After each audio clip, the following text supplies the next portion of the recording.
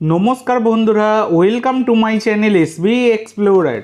তো বন্ধুরা, সকলকে জানাই শুভ সকাল।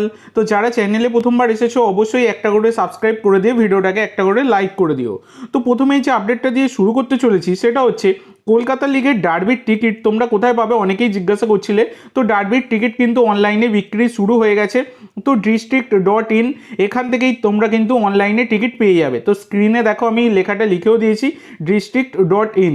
তো এই জায়গা থেকে তোমরা কিন্তু টিকিট পেয়ে যাবে। তো টিকিটের মূল্য 100 টাকা করে কিন্তু রাখা হয়েছে। তো এর পরবর্তী যে আপডেটটা তোমাদের সাথে শেয়ার করবো সেটা হচ্ছে তোমরা অনেকেই জিজ্ঞাসা করছো যে দাদা ডুরান্ড কাপের লাইভ কোথায় দেখতে পাবো সেটা বলো। তো দেখো, এর আগেই আমি একটা সেপারেট ভিডিও বানিয়ে তোমাদেরকে জানিয়ে দিয়েছিলাম। আবারও বলে দিচ্ছি, ডুরান্ড কাপ টিভিতে তোমরা সোনি স্পোর্টস 10-2 এই টিভি চ্যানেলে দেখতে পাবে এবং মোবাইলে সোনি লিভ অ্যাপের মাধ্যমে দেখতে পাবে। সোনি লিভ অ্যাপে কিন্তু পাস মেরে দেখতে হবে, সেই কারণে আমি ফ্রি লাইভ লিঙ্ক তোমাদের সাথে শেয়ার করে দেবো। সেই কারণে অবশ্যই সকলে একটা করে সাবস্ক্রাইব করে রাখবে যাদের ফ্রি লাইভ লিঙ্ক দরকার। তোমাদেরকে কিন্তু ডুরান্ড কাপ যেমন আমি বিনামূল্যে আগেও দেখিয়েছি সেই রকম কিন্তু এবারেও দেখানোর চেষ্টা করব। সেই কারণে অবশ্যই সকলে একটা করে সাবস্ক্রাইব করে দিও এসবি এক্সপ্লোরার ইউটিউব চ্যানেল, এবং টেলিগ্রাম চ্যানেলটাও সাবস্ক্রাইব করে দিও। টেলিগ্রাম চ্যানেলের লিঙ্ক দেখো ডেসক্রিপশন বক্সে আছে, দুই জায়গাতেই তোমরা কিন্তু লিঙ্ক পেয়ে যাবে।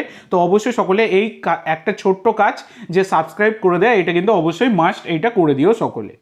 তো এর পরবর্তী যে আপডেটটা তোমাদের সাথে শেয়ার করব সেটা হচ্ছে ইস্টবেঙ্গলের নতুন বিদেশি মিগুয়েল ফিগুয়েরা তিনি কিন্তু চলে এলেন কলকাতায়। তিনি গতকাল মধ্যরাতে তিনি কলকাতায় ল্যান্ড করে গেছেন। তো এর পরবর্তী যে আপডেটটা দিতে চলেছি সেটা হচ্ছে ইস্ট বেঙ্গল তারা কিন্তু ভালপুইয়ার সাথে অ্যাডভান্স স্টেজের কথাবার্তা চালাচ্ছে।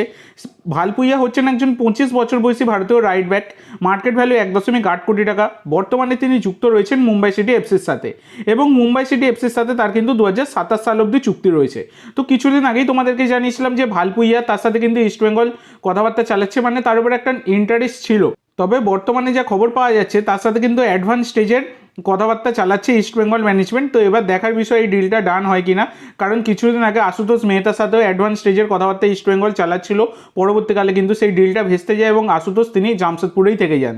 তো ভালপুইয়া তিনি ইস্ট বেঙ্গলে আসেন কিনা সেটাই এখন দেখার বিষয়। তো এর পরবর্তী যে আপডেটটা তোমাদের সাথে শেয়ার করতে চলেছি সেটা হচ্ছে আইএসএল নিয়ে।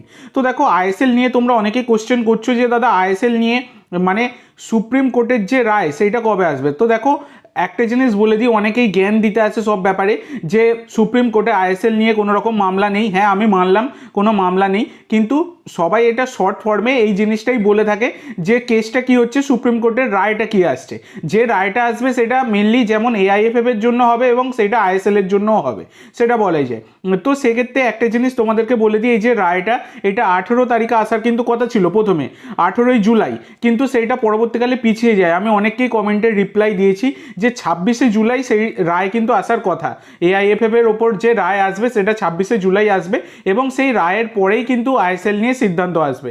তো এখনো অবধি যা খবর যে ভার্ডিক্ট সেটা কিন্তু 26শে জুলাই আসার কথা। তো এবার দেখা যাক, যদি সেই ডেটেই সবটা আসে আমি তোমাদের সাথে শেয়ার করে দেবো। তো পরবর্তী আপডেটে যাওয়ার আগে তোমাদের সকলের কাছে আমার একটাই অনুরোধ, যারা চ্যানেলে প্রথমবার এসেছো অবশ্যই সকলে একটা করে সাবস্ক্রাইব করে দিয়ে আমাদের সাথে যুক্ত হয়ে যেতে ভুলো না। তো সাবস্ক্রাইব করা যেহেতু একদমই ফ্রি, তাই অবশ্যই সকলে একটা করে সাবস্ক্রাইব করে দিয়ে আমাদের সাথে যুক্ত হয়ে যেও। তো পরবর্তী যে আপডেটটা তোমাদেরকে দিতে চলেছি সেটা হচ্ছে 27 বছর বয়সী ভারতীয় সেন্টার ব্যাকের প্লেয়ার জাস্টিন জর্জকে নিয়ে। তো এই জাস্টিন জর্জ যিনি সেন্টার ব্যাক ছাড়া লেফট ব্যাক আর ডিফেন্সিভ মিডফিল্ডেও খেলতে পারেন।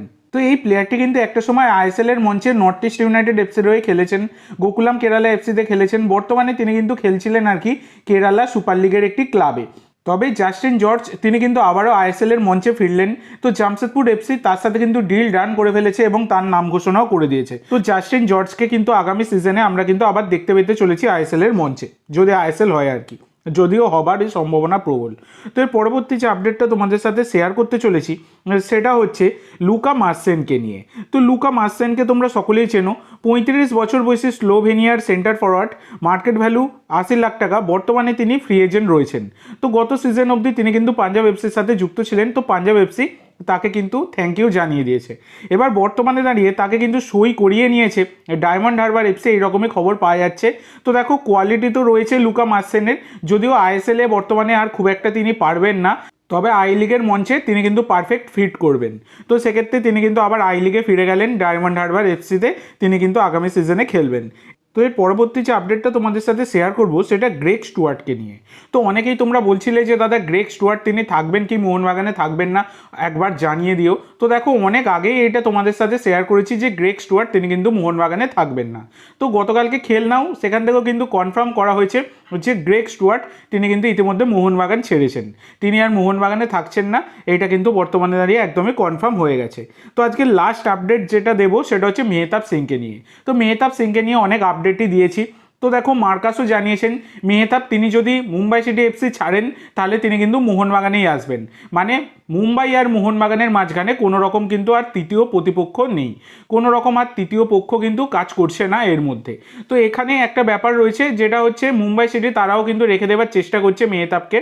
এবার মোহনবাগান ম্যানেজমেন্ট কিন্তু এই ব্যাপারে এখন ডিলটা পোজ করে রেখেছে একটাই কারণ এই আইএসএল এর আনসার্টেন বিষয়টা নিয়ে।